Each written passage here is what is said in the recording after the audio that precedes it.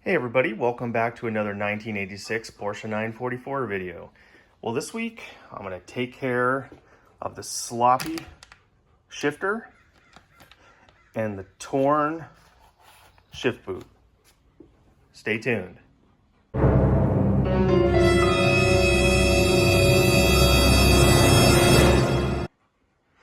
So I picked up this shifter rebuild kit from only944.com.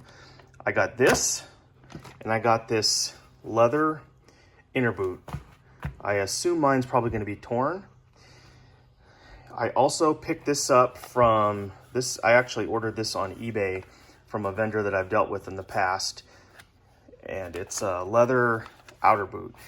And this thing literally took months to come in because I ordered it. It came from England, first of all, but I ordered it right on the edge of the coronavirus lockdown. And so I want to say it took almost 3 months, but it arrived the other day and I'm ready to use it. And I also picked this up from Pelican Parts. Pretty self-explanatory. So I'll show you what mine looks like. Here in the car you can see this is the original 34-year-old factory leather, and it's like most of the older ones. It's pretty worn away and torn, and you can see the amount of play in the shifter.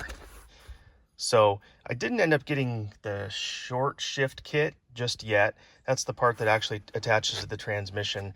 I may do that in a second phase, but for now, I'm mostly interested in getting rid of this slop and fixing this up the way it looks. So I'm kind of not looking forward to this. I think fitting this new one is kind of a pain, and I'm not really sure about the actual short shifter. It's just going to be kind of fiddly and take some time, but it needs to be done. So I guess let's get started.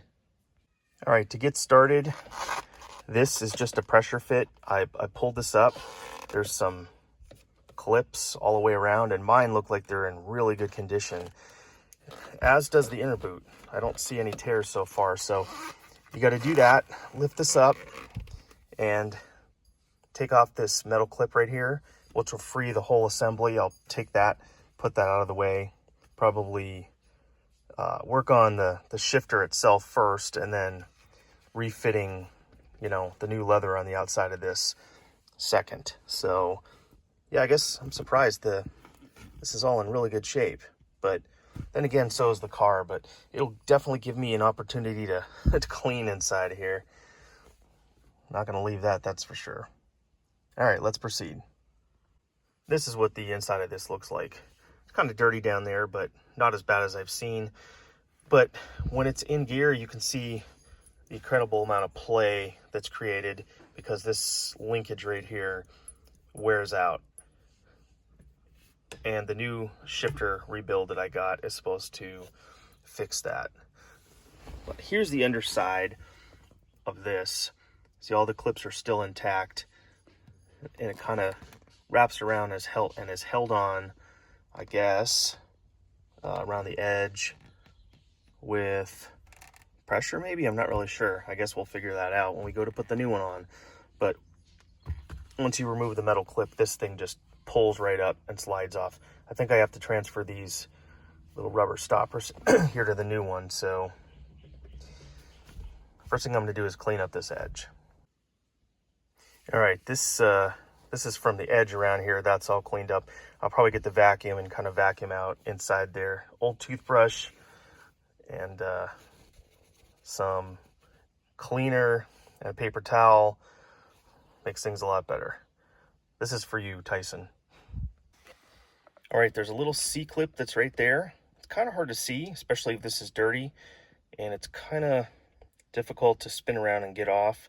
But if you move the shifter that way, with all that play that it has, it makes it a lot easier. So now this will separate. Probably have to pry it apart. And there are two, I think they're 13 millimeter bolts. Let's see. Yeah, right there and right there. Got to undo those, and then I think this will come free. Okay, moving along. The next step was to remove this, they call it a ball cap, from the ball. And I'm following the only 944 instructions pretty much to a T, where they said to use a Phillips head screwdriver. I guess because it's not as sharp as a flat blade screwdriver if you slip, but actually it worked just fine. You need to put it under here, under the base, and gently, it didn't take much pressure on mine, rock it, pull it so that this comes off. And this is in good shape. It's dirty, it's got grease on it, so I'm going to clean it up and move on to the next step. All right, well, fortunately for that next step, I have a vise, and I was able to press the shifter back onto the ball cap. So that's in place. It feels good, nice and tight, not too tight. All right, move on to the next step. Now it's time to transfer these two rubber pieces. With a little bit of effort, they slide off. And mine are in really good shape, but I imagine some of them out there are probably not, so be very careful with them. They're just held on with the pressure fit. Now I'll put them on the new one. All right, this next step requires that you take the nut off of here and pull this off. And on each side, there's two washers and a bearing. And I've never seen anything like this before, this kind of bearing. Let me separate this so you can see it. Little roller bearings inside there. That's pretty cool. Anyway, you install this on here and put it together. It's pretty simple. I'll show you. Secure this. This shifter handle, I guess you call it, is threaded. So you need to put two washers and a bearing on one side, two washers on a bearing on the other side, thread the whole thing in. I found that you need to kind of hold these washers together so they don't bind up, but that's in there. And I don't know if I mentioned before, but when you put these back in, you're supposed to leave them just hand tight. I imagine those will get tightened at the end. But then you're supposed to tighten this, and the kit gives you some Loctite, so I'll grab some of that and tighten it to the specifications they require. And we're probably almost done with this part. All right, one thing I forgot to do, honestly, the instructions tell you to do this after you've already put the thing together, which is stupid. Anyway, I'm going to take this off again.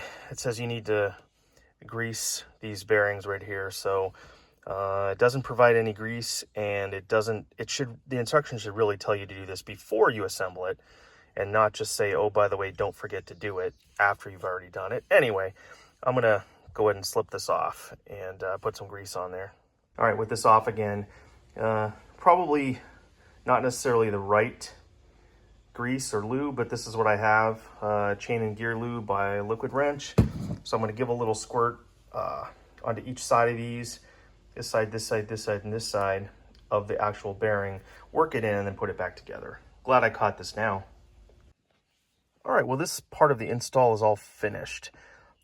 And the important thing to remember is that once you tighten this, don't make it so tight that it binds. I think you'll probably know when enough is enough. You want to kind of take out the slack, but there is going to be just a little bit of slack, just to give this room to move. But more importantly is you need to make sure before you tighten down both of those two 13 millimeters that you run through all the gears, fifth, and then go into reverse here. And the end of this bolt right here may just kiss this metal frame just a little bit. Mine is over as much as it can be, but it's not going to cause a problem. And in fact, it looks like, I don't know if this is factory or not. I don't know if that's supposed to be kind of bent like that. Maybe it is. It looks kind of like it's done by a machine. But anyway, so Once you get this position, go ahead and tighten those down and you're done. Now we can move on to the shift boot install, which I have a feeling is going to be the most complicated part of this.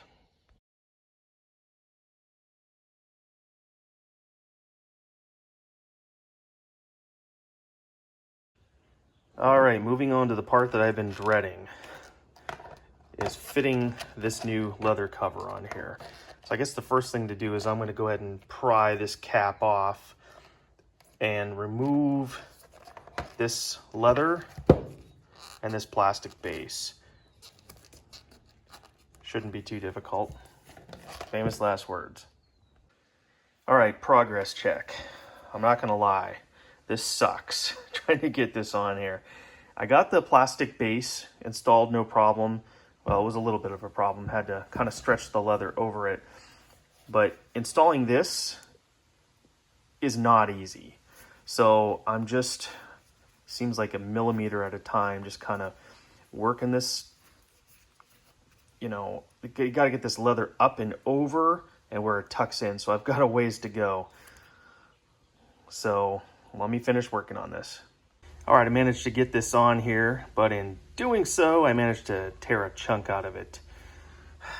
Don't use needle nose pliers, but anyway, that should be hidden when it's folded up and inside, so I'm not too worried about that. Anyway, I'm gonna do one final kind of fitting and then put this knob on. So not looking forward to this. I think this is going to be also pretty difficult, so I'll get that part done. Okay, a short little update. This sucks. Trying to get this shoved under here. It's, I don't know how it's going to look. It's all binding. I mean, maybe I'll be able to work it out, but this is not easy. Plus, having to deal with this little chunk that I ripped out. Like I said, that should pretty much just kind of be right at the edge of not seeing it, but that'll be the least of my problems if I can't make this look good. So I guess I'll keep working on it. Progress update. I'm just about done. This is not perfect, but it's probably about as good as I'm going to get it. The leather around here, I don't know if you can see it, I guess from working it and bunching it up, it's kind of stressed a little bit, which I'll have to deal with that. The only section that's not really pushed in is really from here to here, between my fingers. And I found that with just trying to work it with this little teeny flat blade screwdriver, you can kind of tuck it in there. So I'm going to work on this for a few more minutes, then hopefully it'll look more like this side, which is pretty smooth. I mean, the bottom line is this boot was only like 20 some bucks, so it's not the end of the world. If I need to buy a different one and start over, labor-wise, I'd rather not do that. So popping this on is pretty simple. So work this a little bit and I'll get it installed. Well, it's all done. Got the inner boot on, the outer boot, leather. This is a lot thicker than what was here from the factory. And so I think that's probably what was causing a lot of the issue. But aside from this, which is gonna bug me, and I'll probably redo this down the road, or at least try to maybe keep tucking that in there, I'm pretty happy with it. All the slop is gone. I mean, compared to the way it was, it's a night and day difference. So it shifts nicely, looks a lot better. And aside from this, which the problem is, you know, you can kind of stuff it back down there, but it keeps wanting to pop out. So I'm not sure, but that and the fact that there's kind of a little bit of wear on the leather surface itself from just kind of working it down into position. So yeah, like I said, it was only 20 some dollars, and you can find these things everywhere. I don't need to order one specially from England. The only reason I did that is because the one that I bought for the Miata, I was very happy with it. And there's nothing wrong with the quality of this. It just, you know, came from kind of far. They're available in the United States. So if and when I do decide to maybe replace this again, I'll probably just try to find maybe one that's of a thinner leather, or maybe even vinyl. So we'll see, but pretty happy with the result. And that'll do it for one more project. Let me know if you have any questions, and drop a comment down below. Let me know if you've tried this before, and if you have, I don't know, maybe you've got some secrets I don't know about. Anyway, thanks for watching. As always, we'll catch you on the flip side.